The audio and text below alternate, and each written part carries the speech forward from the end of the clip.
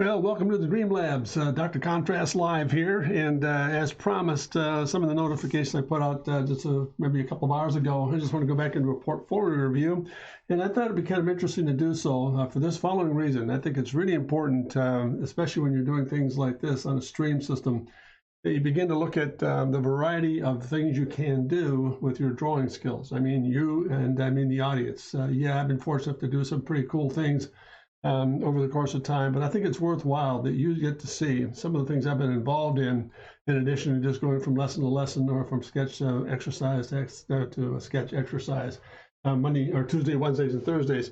And the reason for this portfolio review is to let you see some of the range of things I've been involved in over the past year or two, and just to kind of give an idea of the variety of things and technique and approaches we'll take here.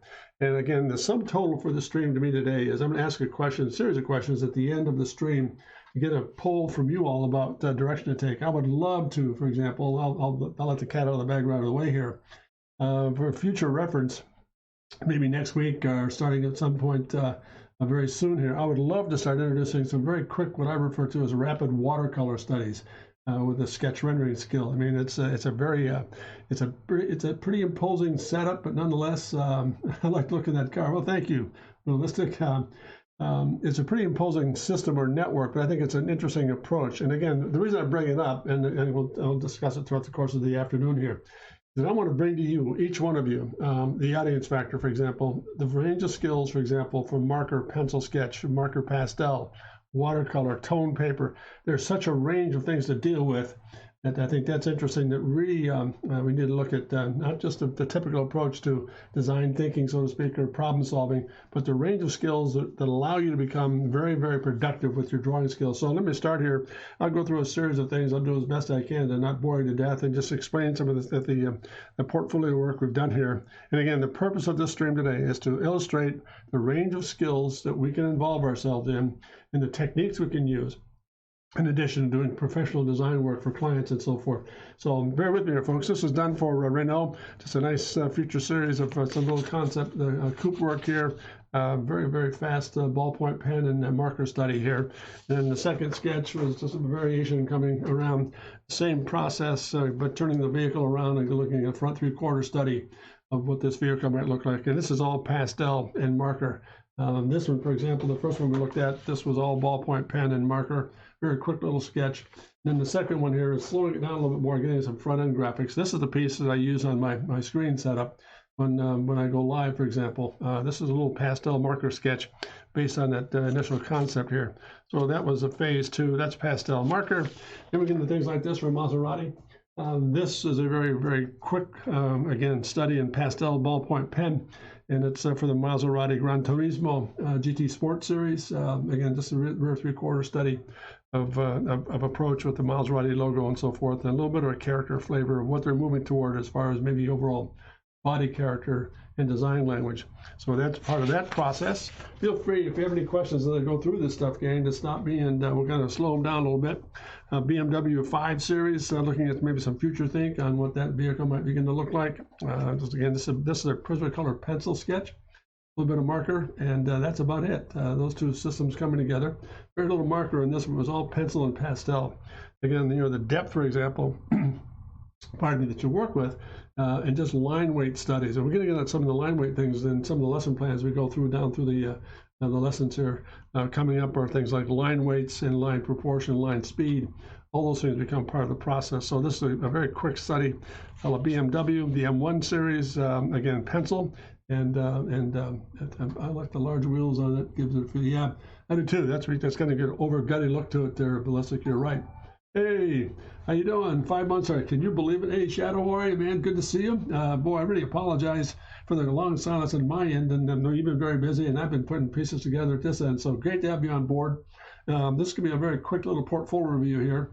Got to move into things and the range of skills. The reason I brought this up, for example, Shadow, for everybody else involved too, is to let us see the range of skills we can get into once our drawing skills begin to take place. This is a portfolio review, some professional work we've done, and I want to just go through a variety of ranges so that people can see what exactly can be achieved with different mediums and different approaches. So this is where we are. I have a question right about that combination of materials. How do you decide where to stop with monochromatic line work and start. And great question, Nemo. I think the process I have is, number one, I get a good sketch done. Let's use this BMW, for example, just a nice line drawing first.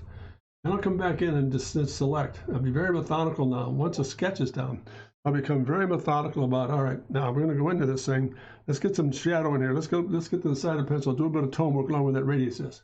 Let's pick some of the shadow areas, for example. Let's get some of the weights down, the wheels and underbody, and into the front end graphics.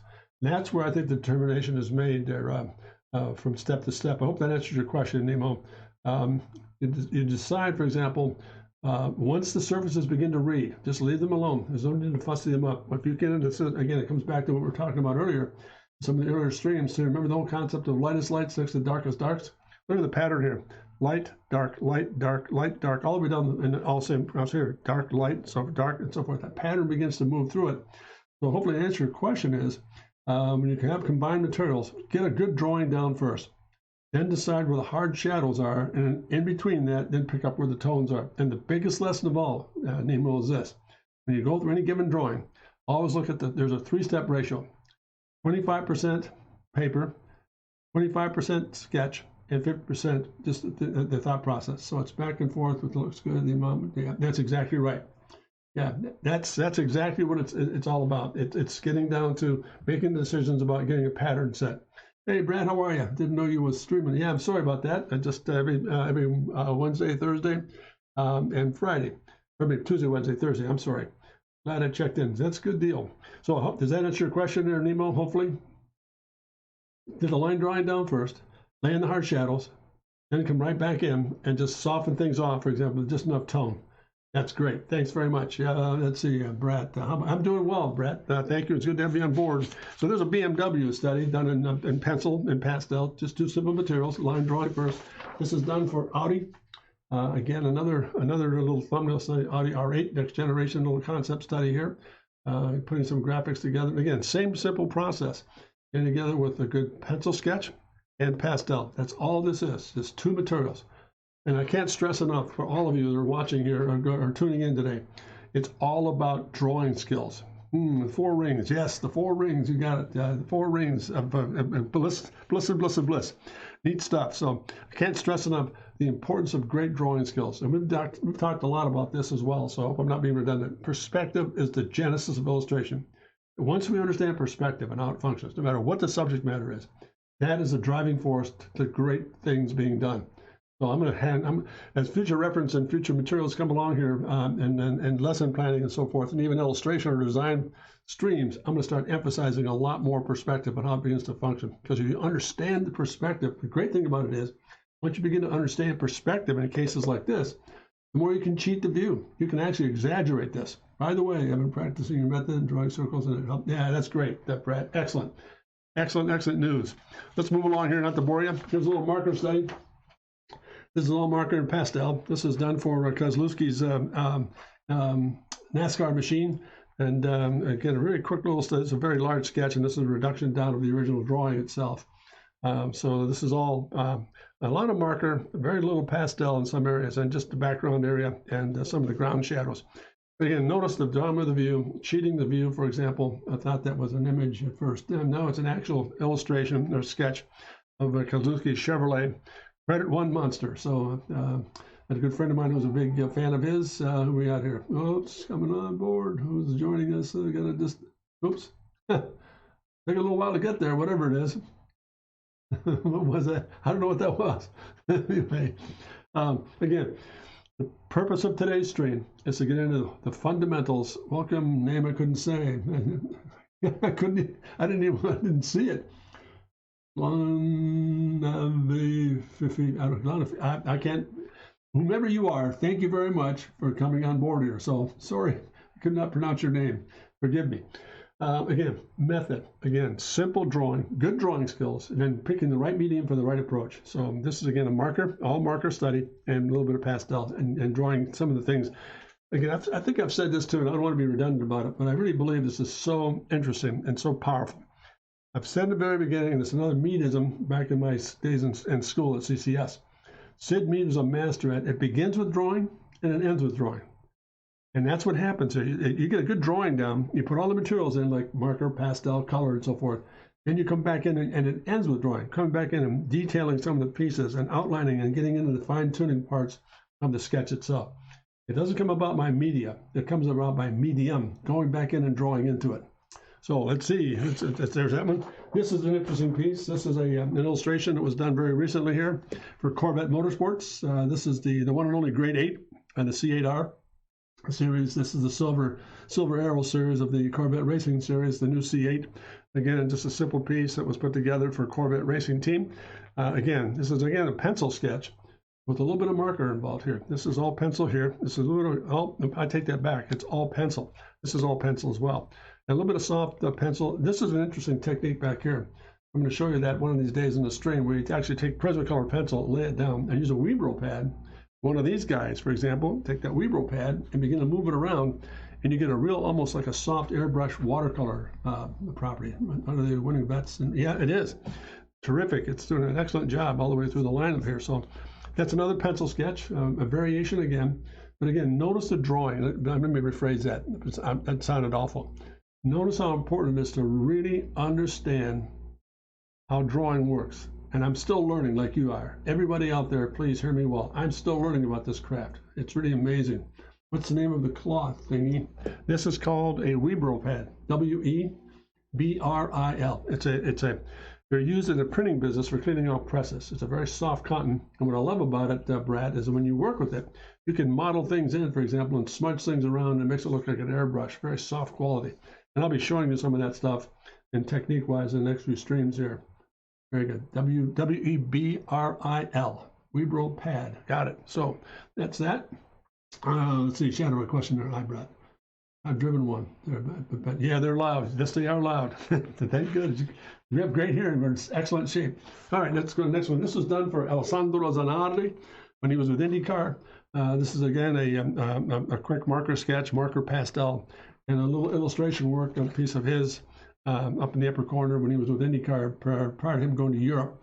And so this was done for the Ganassi team, for example, one of the most amazing, yeah, he really is a great talent, tremendous talent. And I was really saddened to hear the news of that incident in West Germany when he had that horrifying collision with coming out of the pits. Just devastating. How he lived through that is beyond me. So this is a piece for Zanardi when he was running with Chip Ganassi's Target machine and so forth, and it was dedicated to him. This is a smaller variation. The sketch that actually was finished was 36 by 48, so 3 foot by 4 foot piece, done for Zanardi and the Chip Ganassi group. So here we are. Let's move along here. Pardon me. Let's go to the next one. This is done. This is interesting little study here for Team Acura, for Honda, the division Acura. I used to be a reckless driver, but I quit after 2 years. Good call. Well said, Brad. This is done for Team IMSA. When I was working with Honda, their design staff, working with their crew up in Honda, doing some Acura work and some of the other materials we were dealing with and teaching systems up at Honda at their technical center. I was asked to do a series of studies for what a GT car might look like for Acura. So this is one of the studies that I cranked out, one of the ones that they chose to work with in terms of trying to develop it into a racing machine for that program. So that kind of concludes a little bit of, this is again, a pastel wash, and again, a really good pencil sketch. This is actually ballpoint pen, pardon me. Ballpoint pen, and a little bit of value added, and getting high contrast graphics. And again, what I think what you want to notice, through every one of these sketches we're looking at here, there's something I really want you to pick up on as far as technique goes. The real secret to success is letting the paper work, really letting it work. You should have designed the Cadillac. Yeah, it would have been fun, wouldn't it? I had a chance to, maybe we get a chance in the future here, Shadow, with some of the contacts we've got up at Design Staff. One of my former students is a director of Cadillac International, so I'll be lobbying hard for that one. Yeah, this is a ballpoint pen study for Acura's IMSA machine. So here we are. Let's move on to, as I said, let me finish that commentary about. Notice as we go through each one of these sketches how much paper is being used. The real task is to let the paper work.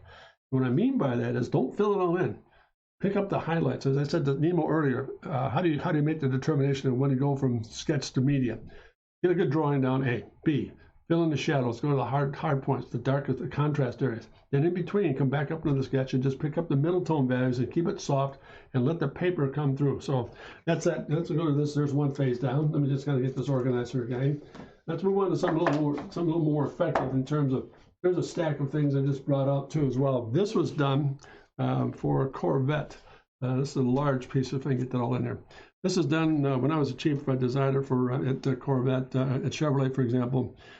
We did a lot of work, for example, developing the C6 series. This piece was put together to commemorate the body change over to the C6 platform for Corvette. And it went back into the days of Zora Arkus doing the C57 prototype, into Bill Mitchell Stingray, into the Goodwood series, C6 Sport Coupe, Spider convertible, and then again the coupe version. So this is all again ballpoint pen, pastel and marker, a little bit of combination of everything. So this is another, again, how does Corvette use these? They don't use them in this case, Brett. This was done for Corvette to commemorate the C6. So it was a piece of work I had done for Corvette enthusiasts, and I picked up prints and so forth. It was done for a client out in Dayton because of my affiliation with General Motors design staff. So they were not used, for example, when I was a member of design staff. Yes, we designed Corvettes all the way from the C5 series on through. But this was done strictly to commemorate the C6. So there's, again, another white paper. Now, I'm going to switch gears here. This is fun. This is one of the most intriguing processes. Let me get this stuff out of the way here. Just got to move this out of the way just for a second. This medium right here is probably one of the most incredibly powerful mediums I love to work with. It's called Canson paper. It's a reverse process. The middle tone is already there. For example, middle tone being the gray of the paper is already there. And we just come back in and draw on top of that. And notice here again, I'm letting the paper come through in terms of being part of the design process or the illustration process. This card is probably my favorite piece of paper. That one is just really interesting in terms to work with. It just, it was an interesting, this was for Rolls-Royce. Very interesting setup with a very traditional grille, but a whole new different coupe for the Ghost series that eventually came out on the road. So this is all, I'm switching gears to go into tone paper to show you that the relationships remain the same. Relationships, for example, of draw, let the paper work, and then that whole process, that formula, 50% paper, 25% sketch, and 25% medium. Once again, the formula, 100% of the sketch itself, 50% paper, 25% sketch, and 25% medium. That always works. You let the paper do the work for you. So there's tone paper. There's a second study here for Rolls-Royce, the two-place Ghost Coupe. Looking at it from the other view, a little bit of change of venue, a little three-quarter rear series on it. Again, really neat stuff. Marker, a bit of pastel. And again, using an eraser to get the pattern down on the, did you use masking tape on that? No, I did not. This is not masked at all. This is all just pure freehand work, Brad. It's all done in that format altogether. So that's what that was taken care of. Again, just a series of really quick, what I refer to as tone paper sketches to get the theme down. And it's very dramatic because the middle ground, the tone paper is exciting because it gives you the middle ground up there to work both. And let me just explain very quickly here. It gives you the opportunity, for example, to work in 2 dimensions. Consider the paper as middle ground. Then you come into highlight and down in the shadow. So you're working both extremes, but the paper is already solving the problem for you. So again, the reason for the stream today, and I don't hate to be redundant, but I really want to get across to all of you who are tuning in, and thank you for doing so, the importance of learning how to work with multimedia systems with a common thread for each one. And it's all about drawing skills. And once you get that drawing skill down, and I'm still learning like you are, once that drawing skill gets strengthened and really begins to personify itself, there's no end to what you can do. It's amazing what it does for you, whether it's automobile work, product design work, figure work, landscape work. I'll show you some fine art stuff here in a moment here as we go through the process and switching gears. So there's another one. Let's go down the line here. This is done for Ferrari. Let me move this one in. This is done for Ferrari. There's another tone paper study based on very simple use, again, of paper, a little bit of marker, and a little bit of pencil, and a little bit of pastel added. So, again, very dramatic change and shift. This is done for the next generation of the Berlinetta series. So, again, Really exciting stuff, and I think, again, tone paper is just an enormously phenomenal material to work with because it gives you the freedom of making mistakes and being able to correct them as you go through the process here. So let me stop there. Anybody, any questions so far? Let me just move this out a little bit to get that into the right soon. How's that? Is that better? So that's, again, a real quick pencil sketch. These studies I'm looking at here, for example, from start to finish, maybe last about anywhere from 35 to 40 minutes. I don't spend a lot of time on this stuff. I'm in there very quickly. I make decisions very quickly, and I come out of it as best I can. For two reasons. Number one, I don't want to overkill it. And number two, I don't want to go back in there and try to second guess myself in making decisions here. So it's a very fast, rapid process. Let me stop right there for a moment. Any questions so far? Am I communicating all right? Am I going too fast or too slow? Everybody still there? Let's hope. Super. Yeah. Again, I'll follow up on the first question I had. Do you treat white equally with black on that red paper? It's a good question, Nemo. I don't think I wouldn't say it's equally. I'd say I'd go to highlight probably maybe a little less intense, and maybe the shadow maybe a little bit more intense. There's a lot of spot work and highlight here. I think if you look at the ratio, there's a lot more shadow, for example, and here are dark surfaces than there are highlight. So it depends on what the surfaces are doing. That's going to dictate where to place a shadow and where to place a highlight. We're here, laugh out loud, just didn't have any questions. I'd just say very bold of you to draw a red card. Yeah, I hope so. Brad, thank you. Starship, Nemo, does that help? I mean, the order of drawing. What makes you decide what stylus you're using? When I start the drawing, for example, I'll start the basic sketch. Then the first thing I'll do is lay in all the hard shadows. Get the shadow down, get the glass put in place, put the intakes in place, front-end graphics and wheel graphics. Not the detailing work, but get those shadows out of the way first. Then I'll come back in and feather off with pastel to get some of the materials to work. A little bit of marker work in here. So I'll just kind of stage it that way. Does that make sense? So I'll come back and get the drawing down first, get the hard shadows in place first, graphics, front end, intake, glass, ground shadow. A little bit of tone work in the wheels. Then I'll come back. Super. Very good. Thank you, Nemo. So there's phase one. Here's another study, Ferrari. Same thing again. Same basic process, just a little 3/4 front study. Again, very simple. Again, same process. A lot of paper coming through, shadows down, glass in the shadows. Last thing being done are wheel graphics and a lot of highlighting and so forth, and a lot of drawing back into it. So there we are. So that's that guy. This one I've got to finish yet. It's got a little bit of a far-fetched little coupe study, a little hard edge for Ferrari. But I decided to take a shot at maybe a different 3/4 study, maybe turn it into like maybe the next generation of the Ferrari FF series. So I'll get back into that one when I have a little bit of time to work on it. But that's basically where this one stands at the time. Again, it's a good thing to look at because you can see where the patterns begin to be setting up here. Notice how the shadows are down, wheel graphics are in place, glass is done, and just picking up some of the marker details and some of the reflective quality of the surfaces without going back in and detailing it yet. So I hope that helps to resolve that question, gang. Is that good? So far, so good? Very cool. Last but not least, there's another study here. I'm not saying it'll fit or not. There's an anthology or a little treatment study here. Let me see if I get this all work together on the screen here. Let's see. Is that going to make it right about there? I hope. This is a little bit of an anthology study. Did you draw this? Let's see. Okay, gotcha. Now I get it. Hi, Brett. Did you draw this without sketching anything beforehand? Yes, I did. That is all just freehand work coming right out of this crazy old brain of mine. To sit down and draw certain things and looking at, for example, this piece was done more as a retro piece. This is an old 250 Rosa, and into the next generation of Rosa, into advanced concept of what that might look like. So it's starting with the old school back in the 50s and 60s where romantic surfaces. What does it look like when you're transferred into the modern genre and then into another coupe variation here? Another question there. Like straight to the line work without sketching. I love the color and how the way. Yeah. To answer your question, Brett, yes, right straight to the line work, right to the sketching. The sketch comes first, very lightly. Then you come back in and go right to the line work and just power it right out of there. Here's another study, for example, done on tone paper. A little bit of a shift in gears here. This is a Porsche 908.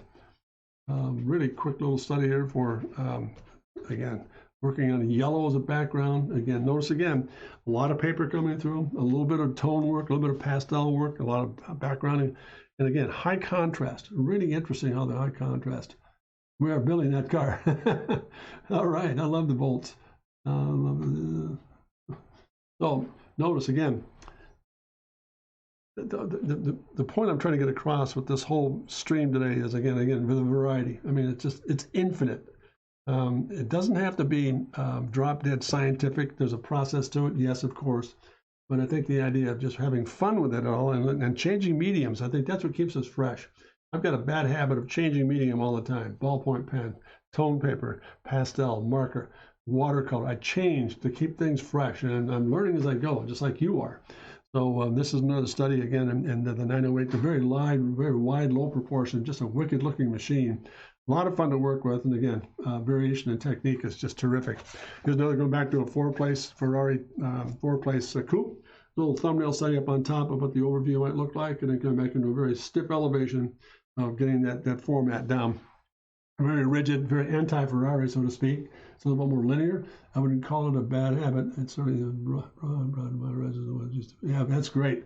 Thank you, Shadow. That's really interesting. It broadens the whole horizon about capabilities are infinite. There's nothing you cannot do once you begin to understand what the drawing phenomenon does. And I want to say that very carefully here. Let me repeat that. It's infinite as to what you can do once we begin to understand what the drawing phenomenon can do. It all begins with drawing, understanding perspective, line weight, all the things we've been doing in the lesson formats over the last few Tuesdays. To me, that's important stuff, and I want to make sure I communicate that clearly so it all makes sense to you. So that's a pass of those guys. So let me just kind of switch gears here for a moment now. Save the best for last, so to speak. Again, talked about the variety of technique. Let me get myself organized here again. This is some stuff here that I thought you'd have some fun with. Here's a little switching gears here. Let me go back to this. Here's again, same process. This is the watercolor studies. Possibilities again, every now and then I'll kind of switch gears and go to some fine artwork and to get into a different subject matter. This is a watercolor study just from the Hudson River, the Buffalo Point 4 Lighthouse up on the Hudson River. Again, real quick washes. Again, notice again, watercolor, but you draw back into it to get the details down. So there we are. There's one there.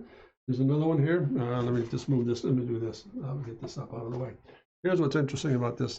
Here's another watercolor on paper, for example, of the island, the Castle Kilmarnock in Scotland. This is a watercolor, again, real quick, expansive washes, laying some things down and laying in some tone work and so forth and getting the character down.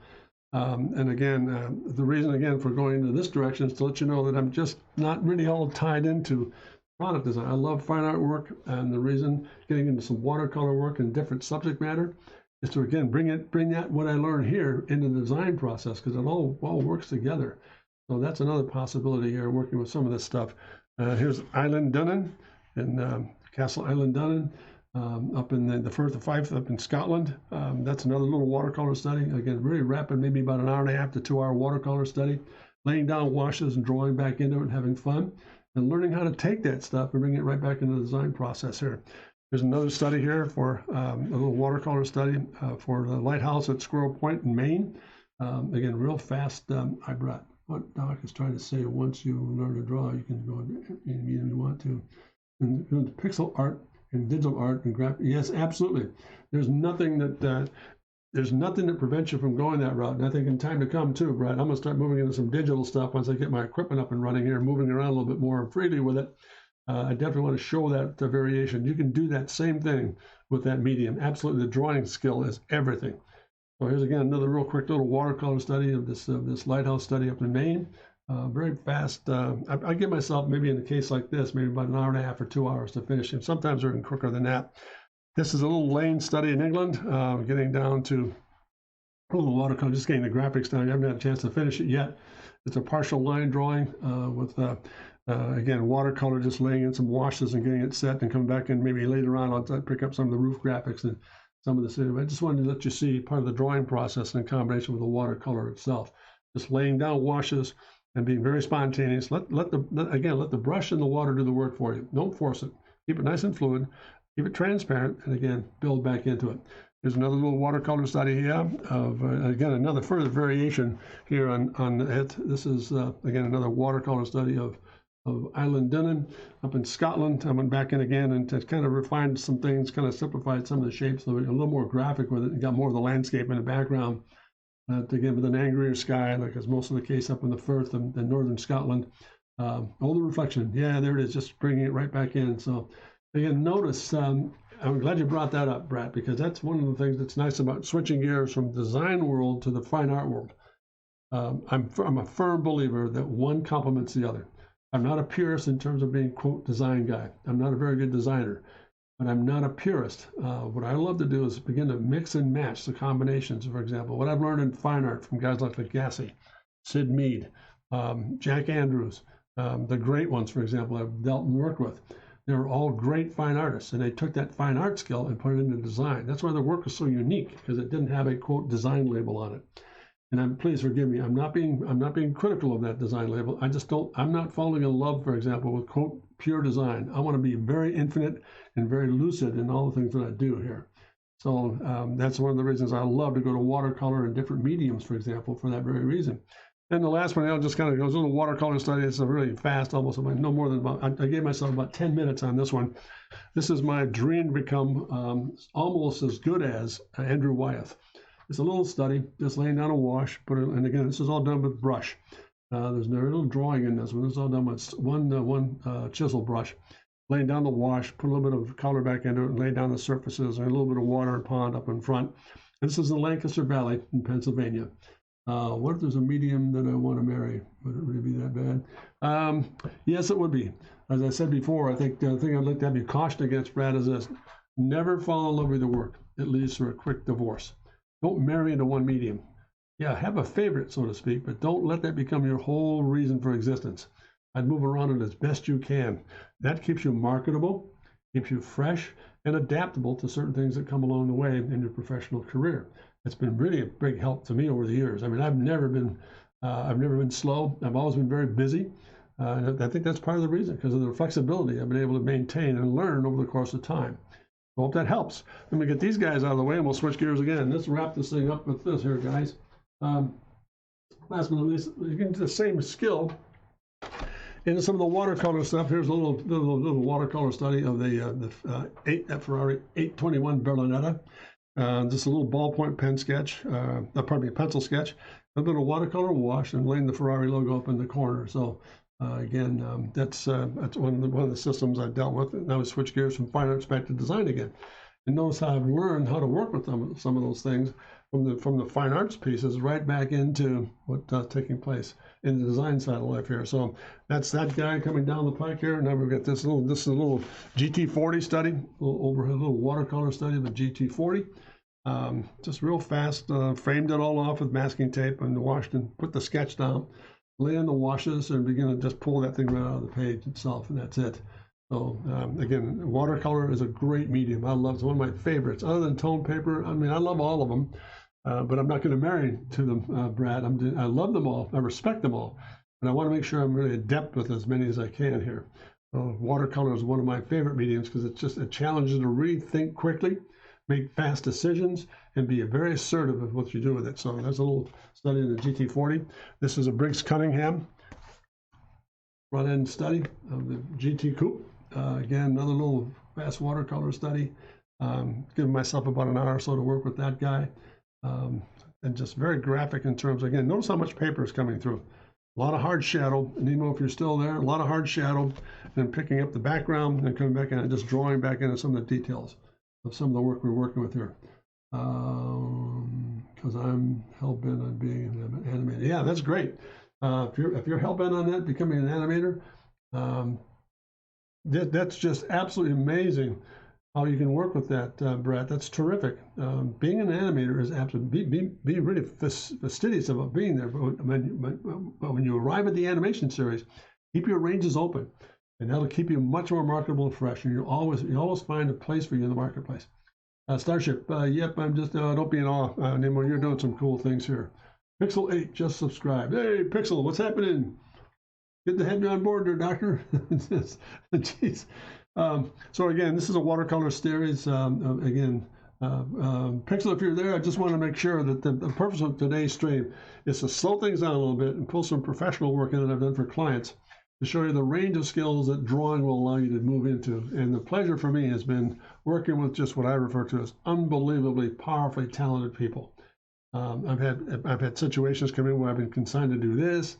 design projects to do that, whether it's design, fine art, or whatever. It's just been terrific. I've done wall murals from homes and so forth. It's just infinite. Hey, hope everyone is having a great day. Yes, we are. Thank you. Fix the latest computer. I don't think so. So I'm going to move along here. The purpose again for everybody coming in today is to simply do this. I wanted to show all of us to take a day to kind of back out of this a little bit and not do so many drawing things, but show you my part of my professional portfolio of work being done and the range of skills involved in it. And I say skills very, very carefully. I'm not being braggadocious. I'm being very grateful. I've been able to learn a lot of different things, and I'm still learning as I go here, like you are. But I wanted to let you see the range of skills. Once a drawing phenomenon hits, it's absolutely amazing when it begins to happen. So there's a Cunningham. It's a little study. I decided to leave this. This is an old Renault 4-cylinder special. I just kept it nice and rough. I just started laying a washer the other day. I'm going to go back in and pick up it's an old machine here, so I'm going to go back in. I want to let you see how it all starts. Tape it all off, sketch it in, and then lay down the wash, and I'll come back in a couple of days and finish this beauty up and let you see it. So that's a starter here. This was fun.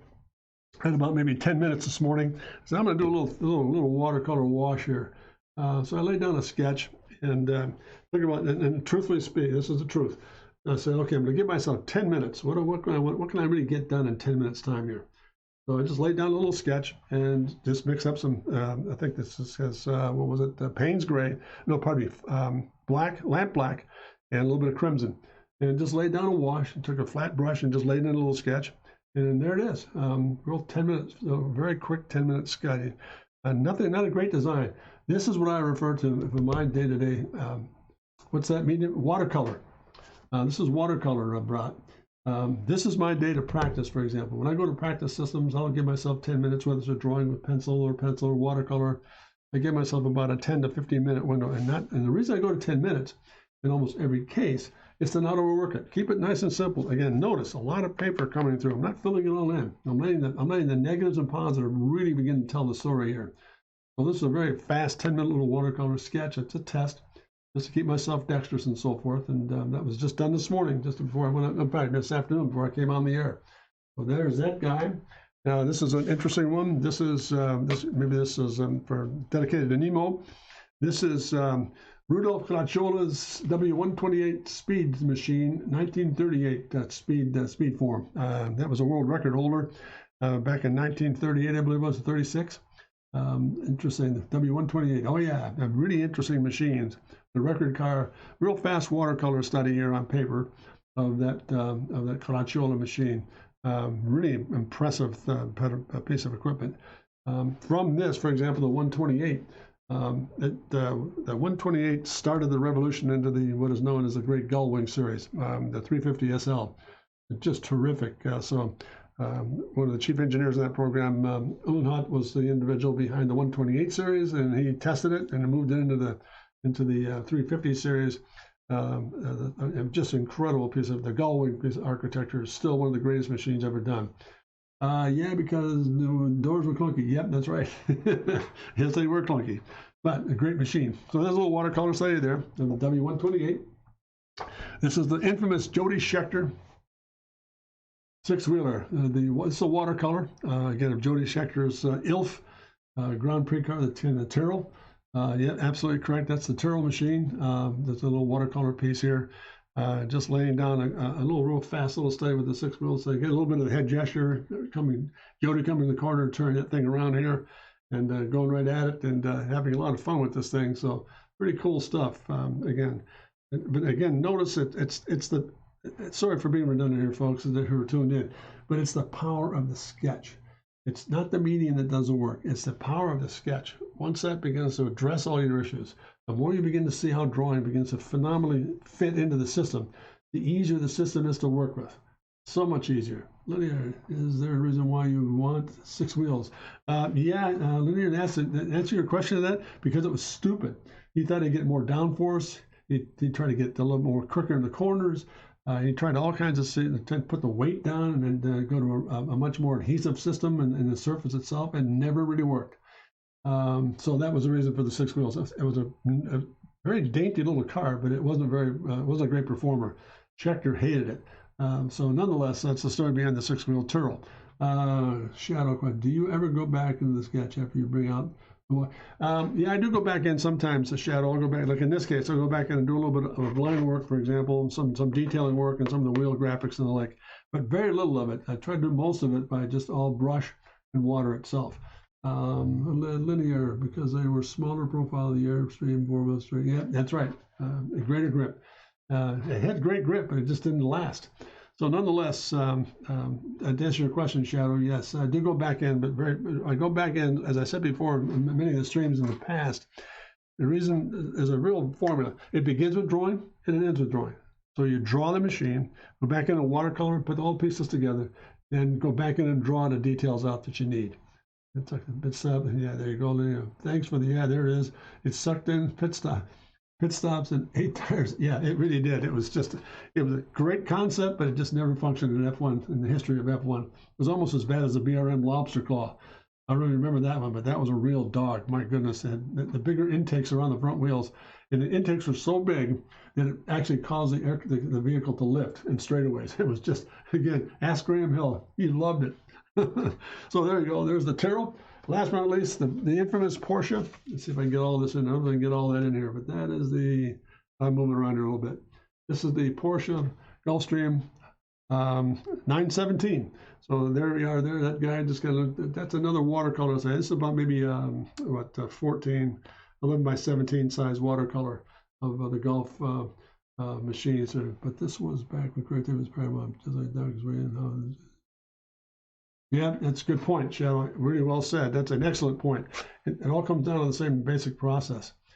This is the 917, for example. I've got another couple of pencil sketches I'm going to work on here in the future about getting some other views of this guy at speed. I also have one of the Rothmans 917 at Le Mans I'm working on. I had some pieces done on that. That's a watercolor as well, so I'll begin to finish that one up to get into the portfolio. But there it is there. But I hope I'm going to save the best for last year, and then we can kind of fill out some questions. I don't know if this will work at all or not, but this is the one I put up some time ago, and I think the reflection on this thing, there it is right there. There is the infamous Gurney Nutting Bentley Speed 6 Blue Train Coupe from 1930. I don't know if it's the reflecting there or not. This is a watercolor study. It's already matted and framed. I put this into oh man, yeah. This was a lot of fun. One of the greatest machines ever designed, for example, in the history of motorsports. The first Speed 6, yeah, that's correct. If you ever get a chance to, for example, those who are listening out there, take a moment and read the story about this Blue Train Special, how it all started in Calais, France, and how it all began.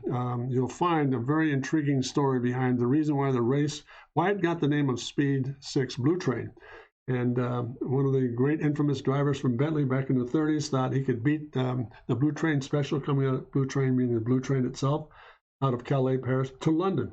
And it's an incredible story about how this driver for O.W. Bentley, took on the challenge for 500 pounds. And I won't finish the story, but you've got to look it up. It's one of the greatest stories in the history of motorsports. And from that race, the Bentley Speed 6 Blue Train was birthed. And Gurney Nutting had the privilege of putting together all the really neat stuff for the machine. It's still one of the greatest, beautifully proportioned machines I've ever seen. Massive car, but it just strength beyond belief. Beautiful surface work and so forth. So there we are, gang. I just thought I'd come back. Last minute, I just started this morning to do a little bit of Jaguar XK120 work. I did a little line study here of that guy to wrap it up with here. I've seen this car before somewhere. I could almost swear. Yeah, it's you're talking about the Bentley Blue Train, Brad? I think that's what you're referring to. And then just last of all, here I'm just going to start a series of XK120s and just a little line drawing study here and ballpoint pen of the actual car. I've got to finish some of the detail work on some of the wheels and the like. But that concludes what I want to do today. There are very few, but many that tried to copy it. Even this, yeah, that's right. Great point, Shadow. There's been a lot of things that, in fact, let me bring that back for a moment here. When I was a member of design staff, we did some advanced vehicle Cadillac work, for example, some of the Coupe de Villes and some of the Sevillas. We actually tried to take that same windshield angle and instead of being very simple, reverse the windscreen angle, and then put a sun brow on it. And man, did that thing look wicked. It was really cool, but we never got the thing across the finish line in terms of being a real viable next generation Cadillac luxury coupe or sedan. But we certainly tried. Never got to production. No, it never did. But we tried for about maybe a year and a half to really sell the whole reverse windshield. In other words, instead of being stiff or upright, most of the windshield rakes today are about maybe anywhere from 58 to 63 degrees. We try to go the other direction and reverse that windshield angle and really kind of a very dramatic upper on that thing. In fact, we did some Rolls-Royce studies, the same thing with reversing that whole process. It really looked great, but way too radical for like how this piece specifically. Yeah, it was nicely done. I put this in the show and put a price tag on it, and everybody loved it, but they didn't want to buy it. I'm glad they did, because in a way I'm kind of partial to it, but it's still for sale. But nonetheless, that's where we are. I just thought I'd save this one for the last, for the best for last. It's been a lot of. This was a great project to work on. Again, I finally done a lot of reflection. Again, it really exemplifies the whole process of just a good drawing, hopefully. There's a lot of fill in here, for example, because they're very dark surfaces. And again, the backdrop, just a simple wash, and the Bentley logo up in the upper corner. So let me kind of wrap it up here with that, gang. And let me just bring this back into play here for a moment. We'll just get one of these sketches back in place so it's not a blank screen you're looking at here. Bring the old Tyrrell back. Hope this has been of some help for you today. And again, to those of you who tuned in, my sincere thanks for staying along with it here. But I just felt it important today to kind of back off a little bit. I like how this piece specifically, yeah, thank you. Then I'd pull back a little bit and go back into some of the archives and some of the professional work I've done over the course of the past year and a half or two, and so forth, and let you see what the range of skills are. And again, I can't stress enough to each one of you, I'm still learning like you are. And I'm really thankful for the fact that we've had a lot of fun to deal with here and a lot of things to look at. We've gone from pen, pencil, to watercolor, to tone paper. The range is really, really, it's infinite. Now, am I satisfied with what I'm learning? No, I'm still learning like you are. But I think what I wanted to really project today was, again, change gears. Oftentimes, move away from if some things are giving you a bit of a fit, change gears. Go from pen to pastel.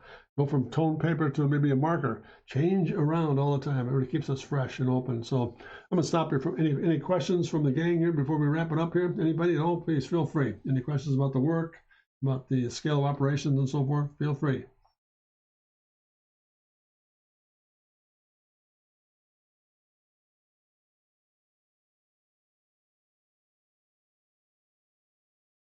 Is it good for beginners to change mediums? Yeah, I think so. Captain, thanks. That was yeah, I think it is, Brad. Very interesting to change mediums again, because again, oftentimes when we're not careful, we get caught into a habit, for example, of falling in love with the one process here. It's really helpful to change patterns and change materials, because again, it keeps you fresh. And again, Captain Nemo, thank you very much. I appreciate your input here. Anybody else? Hopefully, Brad did that. I think it isn't personally. I think it's good for you to change. You don't think? Okay, I see. I think it isn't personally. Well, that's an opinion, a process you might want to hold on to here. But I do encourage you to really kind of take a look at some different mediums from time to time to really make sure that you're kind of getting a good collection of skill sets as you go forward. Let's see. I can say this: watch it duck firsthand. Don't limit yourselves to a single medium. Yeah, it's really. You can fall in love with it. You can become very adept with it, but at the same time, you might be labeled as a result of that. That's one thing I want to caution you against, Brad, is to be labeled for doing, quote, just this. But you can do a lot of different things because of your skill set that opens up an incredible number of doors here. Anybody else here, please? By the way, Captain Nemo, you're still there. Boy, some of those later sketches you've sent are really terrific. Well done, man. Keep up the practice work and keep sending the images. It's fun to see you working at them. Brad's question: I wouldn't mind switching mediums. I meant I wouldn't recommend a person with 5 days of drawing and try. Yeah, that's a good point. Yeah, thank you very much for clarifying that, Brad. That's correct. I would certainly stay with certain things so you get a skill set up, then begin to move into another, and so forth. Let it become. And we'll try fine belt liners next. Yeah, great. Join the Discord. There we are. And again, in closing here, folks, thank you so much for joining in today. We'll go back to a regular routine here, maybe tomorrow around 1:30 or so. Hope you'll join me. I'm going to go back into a drawing process and begin to pick up some of the stuff here and pick up a lesson, not a lesson, so to speak, but an element that might be of some help to you So we're doing a little bit of an anthology back to the drawing cycle. So thanks for your patience and looking through some of the professional work I've done. Much appreciated. Thank you. Great rest of the day, gang. Always happy to be here, and have a great day, everyone. Thank you so much, gang. And again, take a look at my website, for example, drcontrast.com for the drawing program. We're adding a book. And by the way, Nemo, if you're still there, we're looking at getting it posted up. This will be pretty available pretty soon for sale. We'll just put a byline on it, so to speak. And we'll be adding some things to the store as well. I just sent some more images down today to be added in the store, for example, like automobile print work and some other aircraft work. So hope you have a great day, everybody. And again, thank you so much for being so kind to join me here today. I wish you all the very best. And I always remember, always never forget to always sign off with this. Never forget to remember to dare to be great, because you are. Thanks very much, gang. All the very best. And we'll see you tomorrow at 1:30. Bye-bye.